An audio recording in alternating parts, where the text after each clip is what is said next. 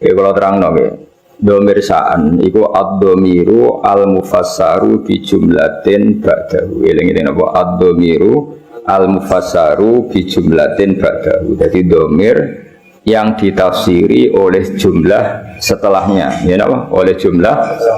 Jadi misalnya aku ngomong alim tu annahu zaidun alimun. Alim tu ngerti ingsun annahu ing sak temne kelakuan. Ya iku zaidun utai zaid iku alimun wong sing alim. Artinya hu di sini adalah mewakili jumlah setelahnya yang bisa jumlahnya itu banyak. Apa? Banyak. Karena banyak itu tidak tercover ya, tidak termemori oleh hati. Terus orang itu ora iso keucap kabeh. Akhirnya milih mudhamir napa? Sya. Terus qul huwallahu ahad. Qul ngucap sira Muhammad huwa utawi dhamir sa'an. Jadi huwa utawi nak kuno maknanya huwa te perkara. Asline ya lucu, perkara apa kan. Maknanya sa'an itu satu fakta napa? Al-amrul waqi', suatu yang nyata. Huwa utawi sa'an iku ngene. Allahu te Allah iku ahadun dzat sing esa sing siji. Allahus somad. Terus Allah penjelasannya lagi lam yalid wa lam yulad wa lam yakul lahu kufuwan ahad. Nah, jumlah setelahnya semua itu menjelaskan isinya dua. Nah, karena hati itu tidak bisa spontan mengingat Allahu ahad, Allahus somad, lam yalid wa lam yulad wa lam yakul lahu kufuwan ahad, terus hanya terwakili oleh domir sa. Ini apa? Fa usyribat makna domir sa. Podo fa'lam annahu la ilaha illallah. Jadi fa'lam mengko ngerti sira Muhammad annahu ing sak temene sa'an. Fakta yang terjadi di alam raya ini apa? Annahu la ilaha illallah. Nah, karena ngelafatkan la ilaha illallah itu susah, apalagi ketika hadir terus kabeh mau diganti dhamir apa? Sa'an. Resikonya ge wae akhire wiridane wong satorya hu mana sangka lafadz huwa dhamir apa? Sa'an. Ane terus digugat wong sing rapati paham-paham nduk wiridan ha hu. Mergo wong satorya ku nak wiridan ning gone napa gedung utawa teng ngene masjid niku sak masjid menapa hu niku hu ngenteni dhamir sa'an sangka fa'lam annahu la ilaha illallah jenenge hatta nahat qulubuhum li nahwihi famin azimi sya'nihi lam tahwihi. Karena Allah terlalu agung enggak terwakili oleh semua kata-kata. Akhirnya mau diganti dhamir apa? Sya. Jadi kamane kok kowe ngelem wong sing sifatnya itu besar, mau muni ngene tok. Ya pokoknya dia adalah dia. Kowe nyifati lomane, alime, cerdase, karire wis kangelan, pokoknya dia adalah dia. Huwa min haitsu huwa. Semuanya mau huwa. Pokoknya dia adalah dia. Iki jenenge apa? Dhamir sa. Ya fa usyribat makna dhamiri sya'ni famin azimi sya'nihi lam tahwihi. Sang kata hawa yahwi lam tahwi ora iso muat apa kulub hi ing dhamir sa. Terus akhirnya apa? Fa usyribat makna dhamiri sya'ni. Dadi fa usyribat mongko den satukan apa kulub. Dadi maknane musyrab niku ngombe. Maknane ngombe sesuatu yang mengalir ke semua sistem pori-pori kita, semua fisik kita. Wong balaghah atau wong sufi ada apa? Masyrab atau fa usyribu fi wa usyribu fi qulubihimul ajla bi kufrihim. Iku jenenge syarat. Iku wong Arab nak darani ka'sa humayyah, ka salmaniyah. Dan misalnya wong mati wong Arab nak darani yo qadza ka salmaniyah. Dia sudah merasakan ka'sal maniyah. Nak wong seneng ya darani ka'sal mahabbah napa? Ka'sal mahabbah niku bahasa-bahasa balagh. Wa basyarat lan ngekei bebungah sapa al-jinnu kelompok jin bi idlali zamanihi kelawan wis mancing zamane jin.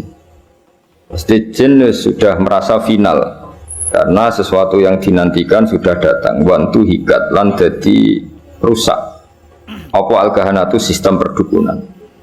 Terus riyen dukun saged ngakses berita langit mergo wonten bocoran saking jin. Tapi sausé Nabi lahir semua akses ke langit ditutup. Ya semua akses ke langit apa? Ditutup. Terus nak jin kepengen nyadap informasi langit diantem kalian bintang apa? Kalian bintang. Di sini waqifdum apa sebutnya rujumal lisyayatin apa? Bintang-bintang itu membalang apa? Setan. Ya, terutama sausi lahir kanjeng Nabi Muhammad sallallahu alaihi wasallam. Terus riyen tapi ana hikmahe mulane pangeran nak gawe yo kabeh ana hikmahe. Terus riyen niku jin niku kerjasama kalian dukun. Dukun niku wong paling kena dipercaya riyen. Eling-eling dukun itu dulu orang yang paling bisa dipercaya karena dekne entuk bocoran sangka jin sing iso ngakses napa langit. Dirian, ane wong itu ora oleh gedeng dukun teman-teman. Besok banyak orang sing dukun bang, jadi so nyai kangelan is nopo dukun. Mereka Allah gawe dukun itu dhisik ya ana hikmah. Umpama ora ana dukun niku ora ana bocoran apa ana nabi lahir ning nopo akhir zaman. Ya kalau terangno wis sithik. Terus riyen sedherenge kanjeng Nabi lahir niku dukun-dukun niku orang yang paling bisa dipercaya. Pergi saged ngakses langit lewat perewangan apa jin. Jin iso ndelok ning langit. Nak ning Lauh Mahfuz iku suatu saat ana wong sing jenenge Muhammad. Wonge lahir ning Mekah ngene. Sehingga zaman iku informasi tentang Nabi itu transparan baik dari pendeta kaya Rohibu Bukhaira maupun dari perdukun. Dia pun ngoten pangeran ngersakno. Akhirnya Bani Hashim niku mboten pati dagang, mulane melarat-melarat.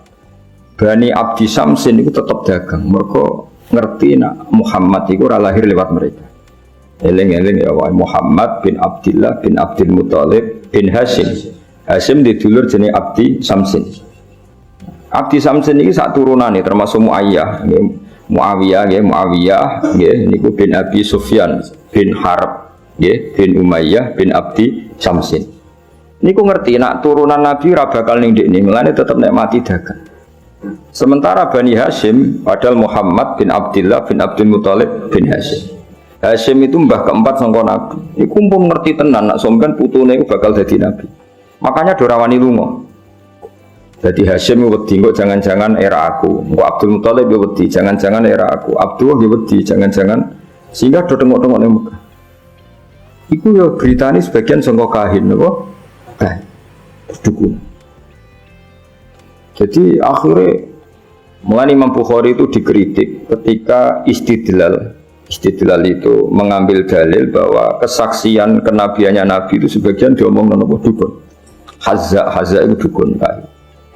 Ini Imam Bukhari menulis di Dalailun Nubuwah, beliau dengan fasihnya ngendikan ketika Abi Sufyan datang Heraklius, beliau datang ke Palestina. Tentang pemerintahan apa Romawi, Pemerintahan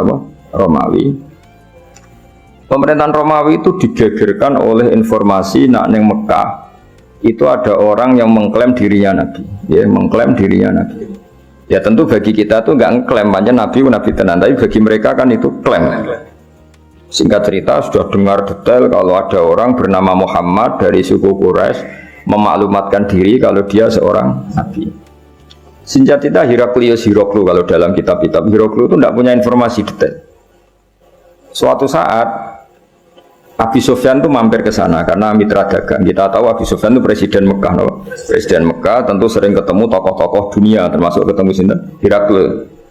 Setelah Abi Sufyan datang dipanggil sama Hiroklu. Tolong Abi Sufyan suruh menghadap saya, masyhur. Ini ada di Bukhari, saya ulang lagi ini ada di Bukhari. Setelah menghadap kamu kenal orang yang yadda'i an-nubuwah, orang yang mengaku-ngaku sebagai nabi. Kata Abi Sufyan, ya kenal, itu masih keluarga saya. Ya itu saya kenal karena itu masih keluarga. Zaman itu Abi Sufyan masih kafir. Jadi justru itu bagus, pas itu Abi Sufyan masih kafir. Lalu orangnya sebelum jadi nabi itu pernah bohong enggak pernah. Muhammad itu enggak pernah bohong. Justru itu bagus. Karena kesaksian dari seorang musuh apa? Kesaksian dari seorang musuh karena Abi Sufyan belum iman. Terus bapaknya Muhammad ada yang pernah jadi raja enggak, mbahnya enggak. Terus pengikutnya itu orang-orang lemah atau orang-orang kuat, orang-orang lemah. Terus pengikutnya itu apa yang ada yang jadi murtad apa enggak setelah ngikuti Muhammad? Enggak ada yang murtad. Bahkan fanatik sekali dengan Muhammad. Kemana wani mati demi Muhammad. Ya mereka nyebut masih Muhammad masih jangkau.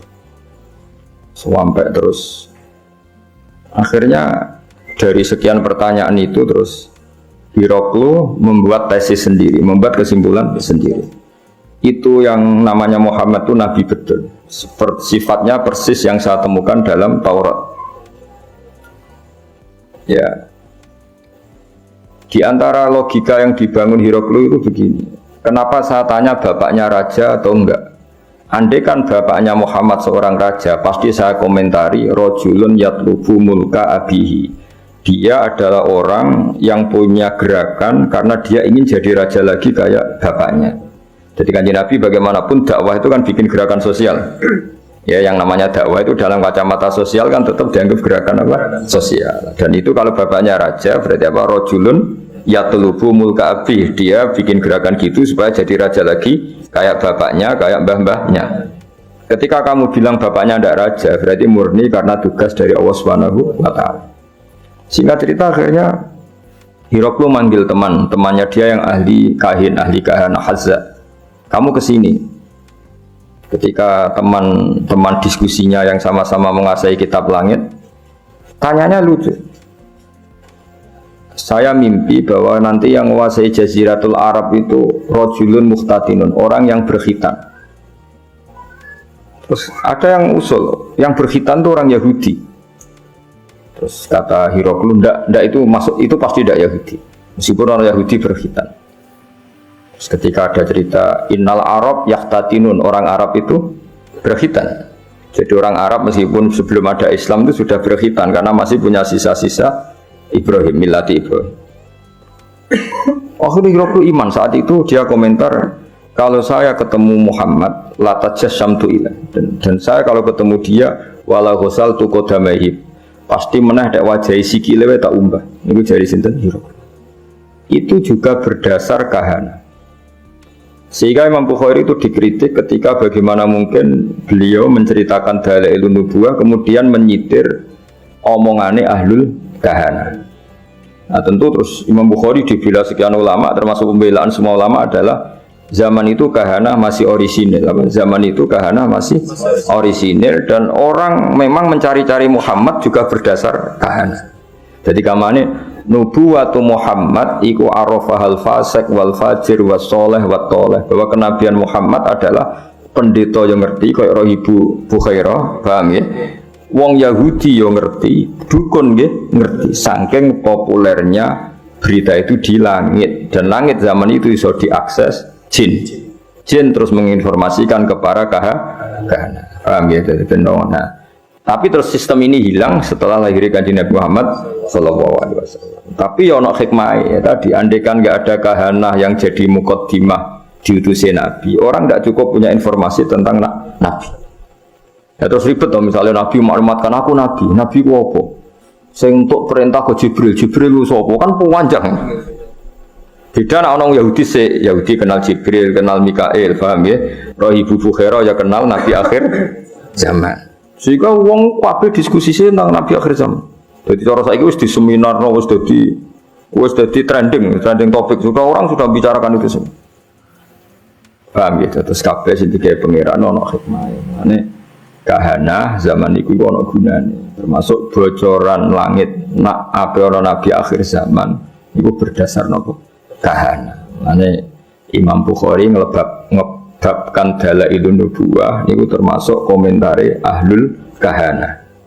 Paham ya? Tapi kahana sebelum itu, sebelum ada apa pemutusan hubungan apa langit. Ini jenenge apa? Semua ngerti wa basyaratil jinnu bi dzali zamani wa antuhiyatil kahana wa rohibatir rabbaniyah. Terus